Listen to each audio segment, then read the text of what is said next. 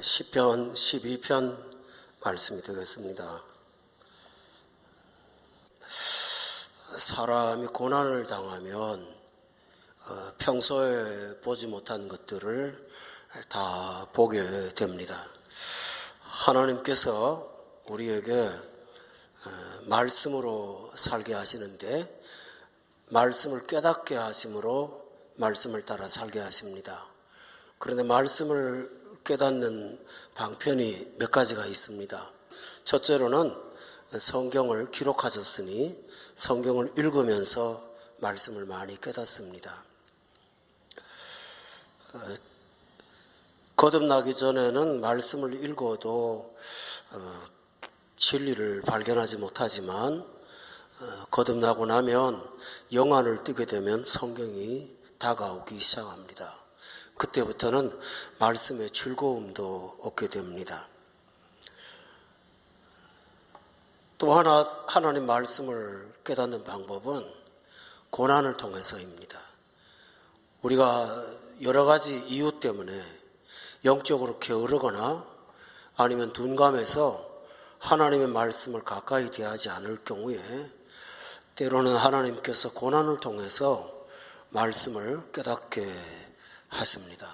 오늘 본문은 바로 그 후자가 되겠습니다. 다윗이 큰 고난을 겪고 나니까 그동안 보지 못했던 이 세상이 눈에 보이게 됐고 그 본 것을 통해서 하나님을 더욱더 가까이 하게 되었다는 것이 오늘 본문의 내용이 되겠습니다. 그러면 다윗이 보고 우리한테 보여주는 것이 무엇일까요? 그것은 첫째로 인생 중에 없어지는 자들을 보게 된 것입니다. 12편 1절에 보면 경건한 자가 끊어진다. 여러분, 경건이라는 말씀은 하나님을 경외하는 자라는 뜻입니다. 그런데 하나님을 경외하는 자가 이 세상을 둘러보아도 없다라고 하는 것, 이것이 다윗이 본 세상의 모습이었습니다.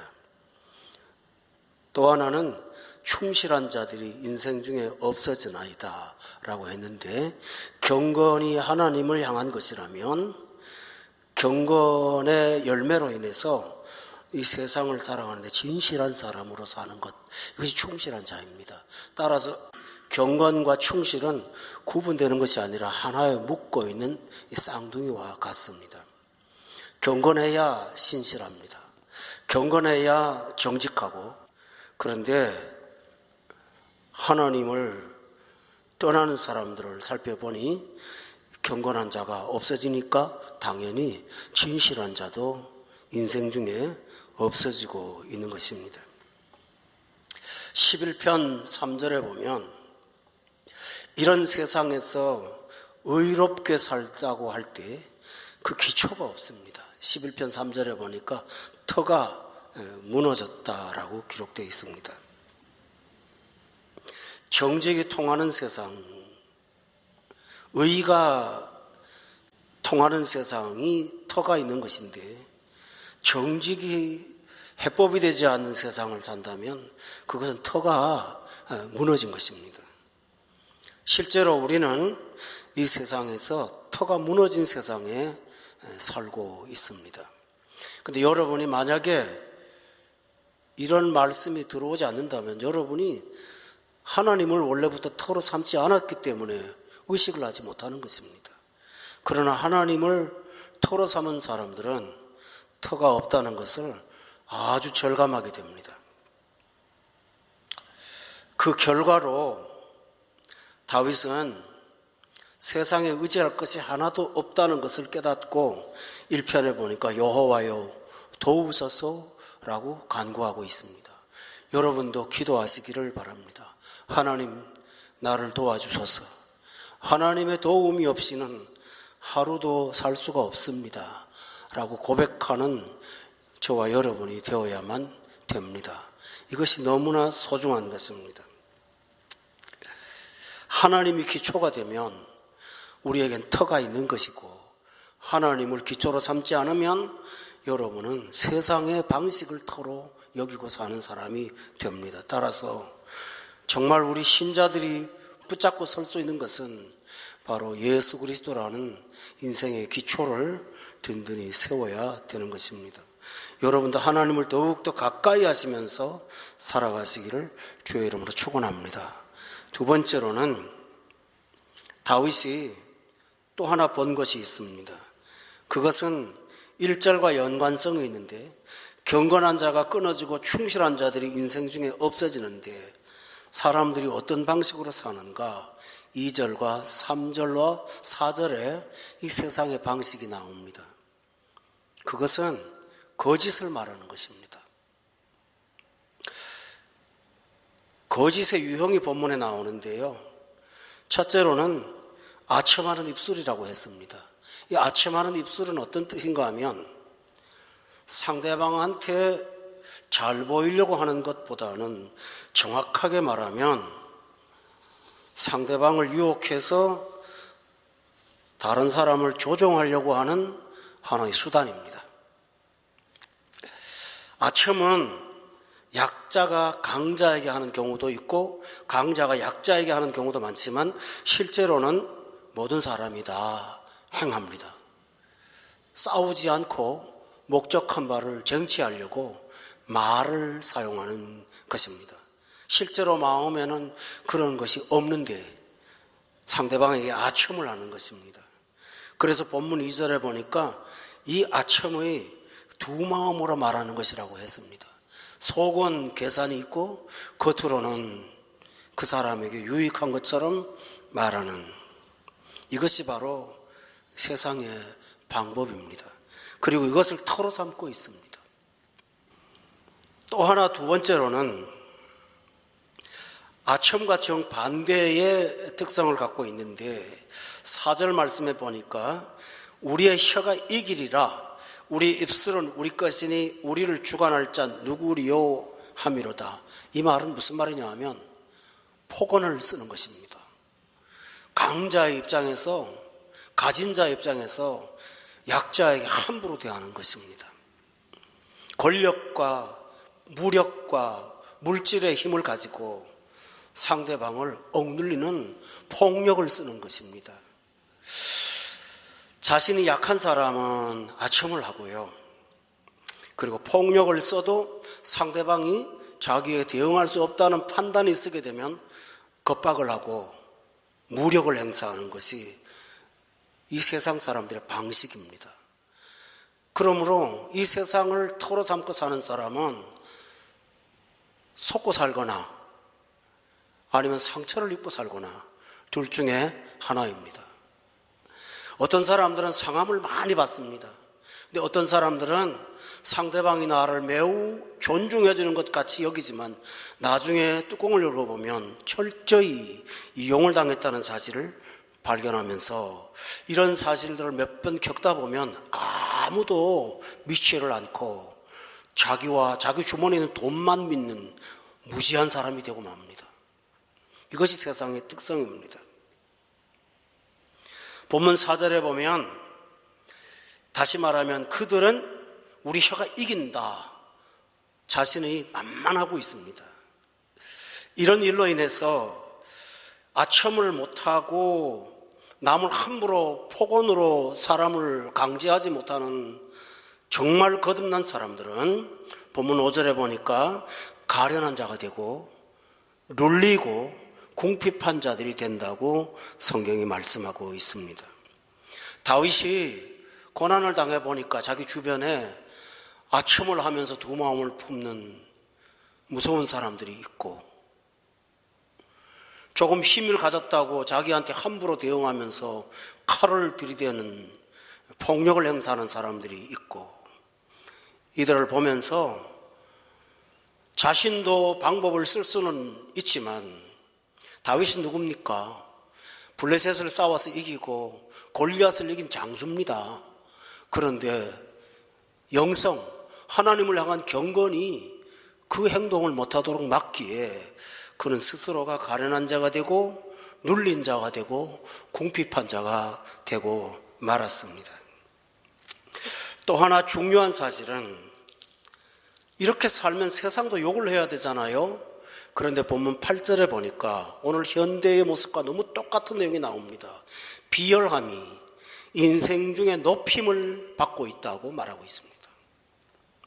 이런 술수와 거짓과 폭언이 사람들의 개형적으로는 비난을 받는 것 같지만 실제로는 사람들은 그 방법이나 방식을 모방하고 따라가고 흠모합니다.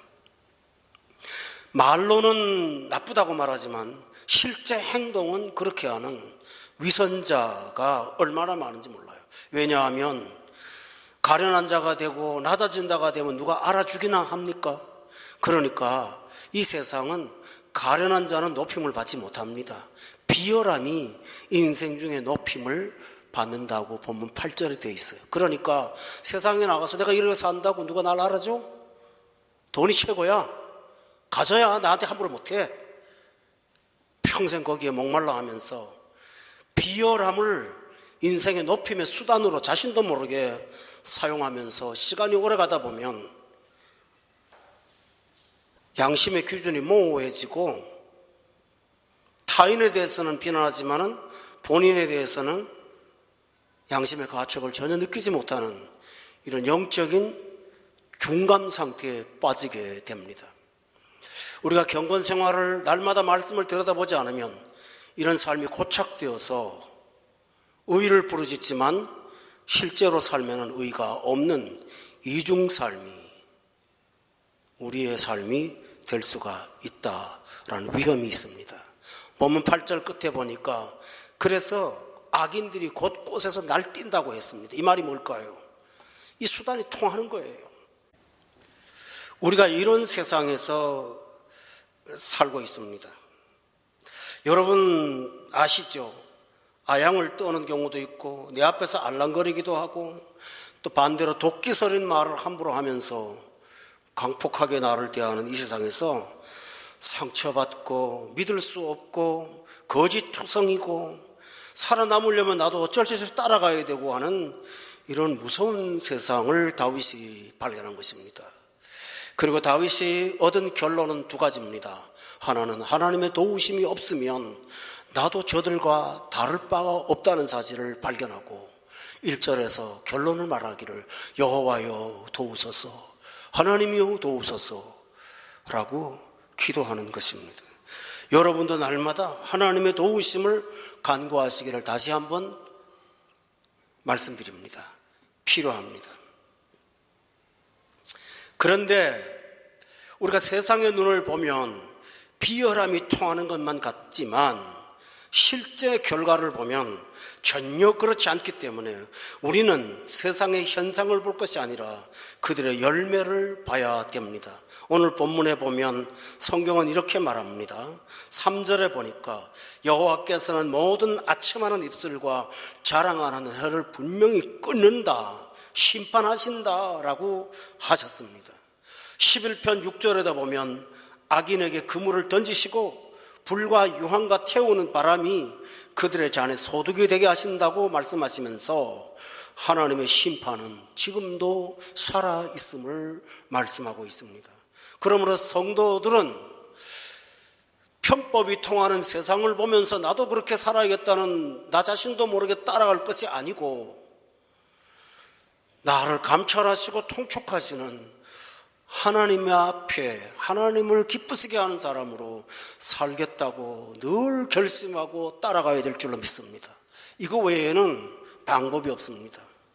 겉으로는 모든 것을 얻는 것 같으나 한 방에 다 날아가는 것이 이 세상의 특성이 아니겠습니까? 그러므로 성도 여러분, 하나님의 법을 따라 하나님을 사랑하고 경외하고 사는 것이 지극히 현실적이라는 사실을 여러분 기억하셔야 됩니다. 한순간도 잊지 말아야 됩니다. 그것을 떠나는 순간 여러분이 손으로 모은다 할지라도 한 방에 다 날아갈 수 있다는 사실을 우리는 기억해야 될 것입니다. 이것이 얼마나 중요한 사실일까요? 하나님의 심판을 두려워하는 마음으로 세상이 어찌하든지 여러분은 경건한 자와 충실한 자로 살기를 힘쓰시기 바랍니다. 이것이 할 일입니다. 또 하나 있습니다. 사람들이 나도 모르게 거짓을 말하고 아첨을 말하는 것을 나도 모르게 닮아가는 까닭은 그 말 외에 다른 것들을 들어본 일이 별로 없을 때 그런 일이 일어납니다. 그런데 우리는 누구입니까? 하나님께서 예수 믿는 사람들한테 큰 선물을 하나 주셨어요. 그것은 하나님의 말씀입니다. 사람들이 온갖 말을 다 하고 내 안에서 온갖 어려운 내용들, 두려움, 공포가 올라올지라도 하나님의 말씀 한마디로 모든 것을 이길 수가 있는 것이 신자의 능력입니다. 본문 5절에 보니까 여호와의 말씀에 그래 있습니다. 말씀의 끝에 보니까 그가 원하는 안전한 지대에 둘 것이라고 말씀하셨습니다. 그러므로 세상을 볼 때는 안전한 지대가 하나도 없지만 하나님의 말씀을 보면 우리를 향하신 안전지대가 준비되어 있음을 보게 됩니다. 이것이 신자가 갖고 있는 놀라운 특권입니다. 이 세상 사람들은 그걸 보지도 못하고 듣지도 못하고 관심도 없습니다. 그러니 자기가 스스로 자기를 구원하려고 애를 쓰는 것입니다. 그러나 여호와의 말씀을 따라가면 거기에 안전지대가 있다는 사실을 발견하고 여러분 낙담하지 않고 의를 계속 행할 수 있도록 역사하실 줄로 믿습니다. 그 안전지대는 일시적인 대피장소가 아닙니다. 본문 7절에 보니까 여호와여 그들을 지키사 이 세대로부터 영원까지 보존하시리다 라고 했어요.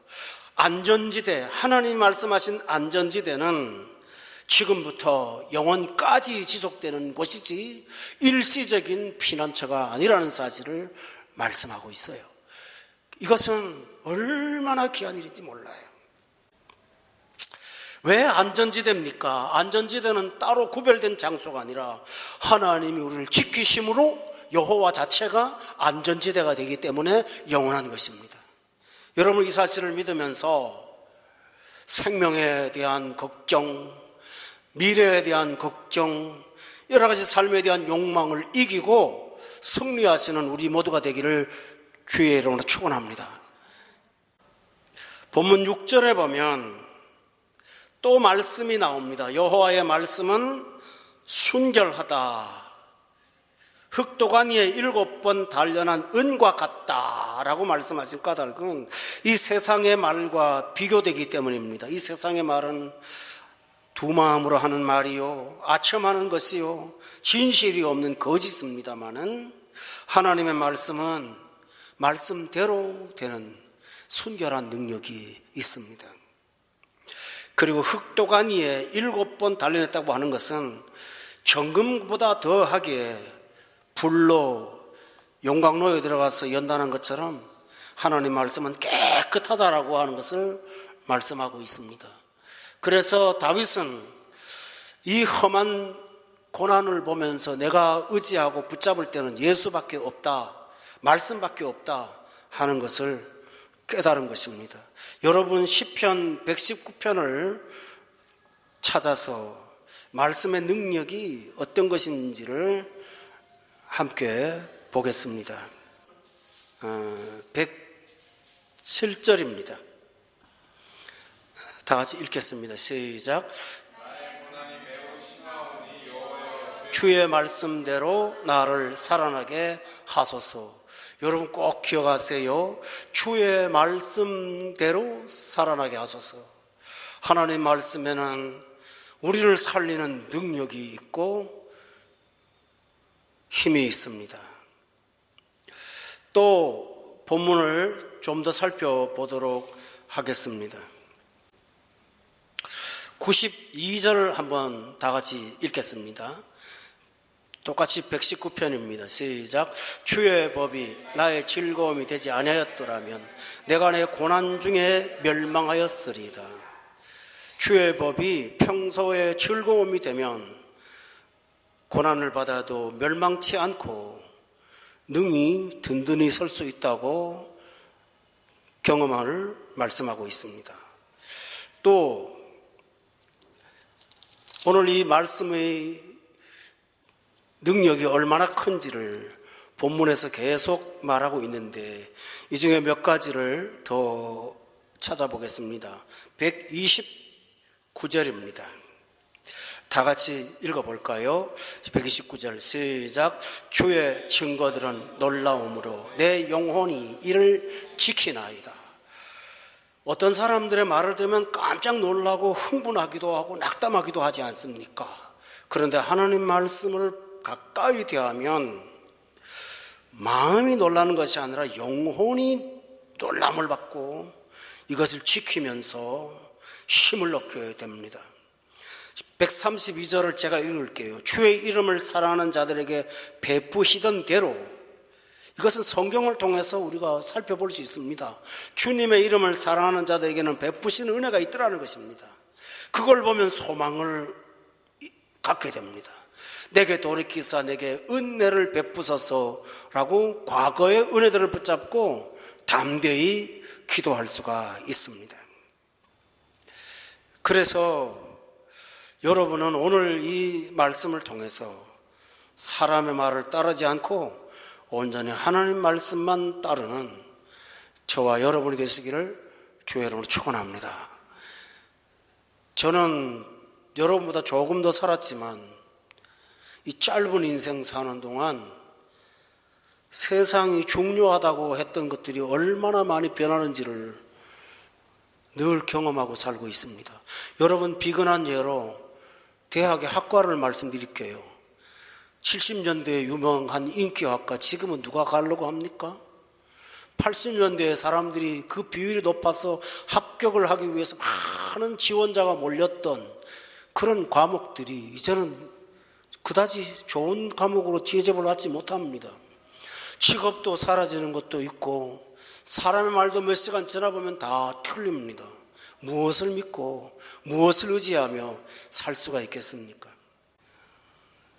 여러분, 하나님 말씀만 따르며 주의 말씀을 따라 살면 우리 모두가 다 하나님 허락하신 안전지대에 있게 됨을 믿고 늘 말씀 따라 사시는 여러분 꼭 되시기를 바랍니다.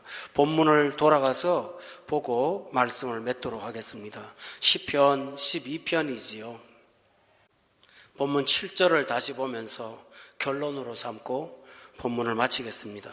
7절 시작. 여호와여 그들을 지키사 이 세대로부터 영원까지 보존하시리이다. 기도하겠습니다.